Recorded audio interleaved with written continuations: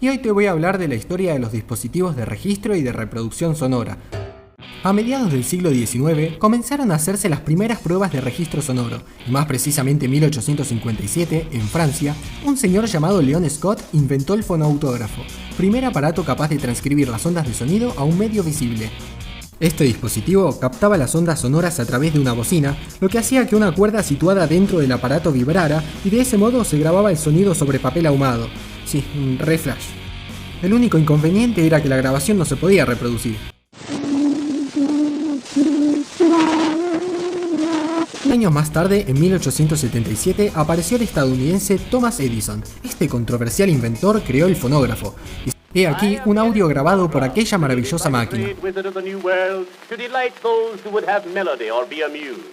Hasta que en 1887 a un colega de Thomas Edison llamado Emil Berliner se le ocurrió una idea. Bueno, amiguito, así es como Berliner ideó el gramófono. Esencialmente, el funcionamiento de este aparato era como el del fonógrafo, a diferencia que este, en lugar de hacer surcos sobre un cilindro, lo hacía sobre un disco.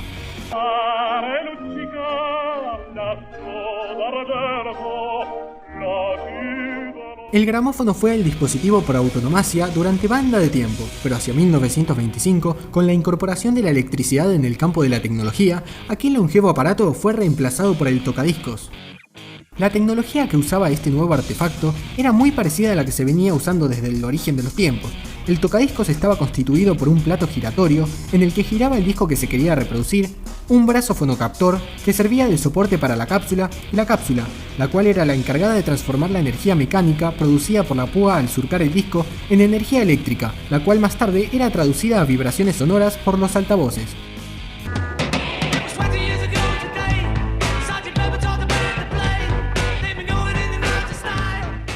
Ya en el 63, la empresa Philips lanzaría a la venta un nuevo formato, el cassette, mucho más compacto y transportable que los otros soportes y completamente diferente en cuanto a su forma y funcionamiento, ya que este poseía una cinta magnética la cual pasaba por dos pequeños carretes que a su vez se alojaban dentro de una carcasa de plástico.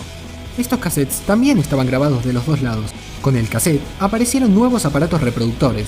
Muchas marcas incluyeron al cassette en sus sistemas de audio, como es el caso de la radiocasetera, y los chinos, los japoneses, inventaron el Walkman, lanzado a la venta por la empresa Sony en el 79. Aprovechando la portabilidad del cassette, el Walkman funcionaba a pilas y podías escuchar tu música con auriculares en cualquier lugar, incluso mientras caminabas por la calle, de ahí el nombre Walkman, primer dispositivo en llevar un nombre original.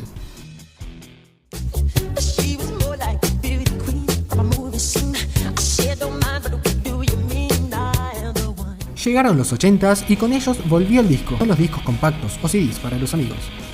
Las empresas Philips y Sony empezaron a comercializar el CD en el 82, un formato mucho más práctico que todos los que existían hasta el momento.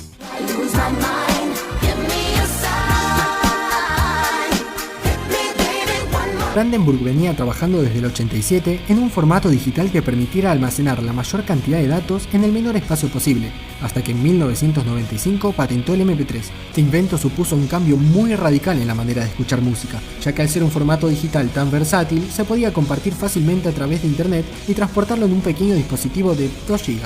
Así fue como los coreanos de Saihan Information Systems se avivaron y crearon el primer reproductor de MP3, que era este aparatito que se parecía a una microbalanza. Demás empresas como Samsung, Apple o Sony también se sumaron a la ola y lograron que la gente cambie sus ya anticuados y aburridos Walkmans y Discmans por estos MP3 bien piolas. I am sitting in the morning at the diner on the corner. I am waiting at the counter for the man to pour the... Y acá es donde toman protagonismo los últimos personajes de esta historia.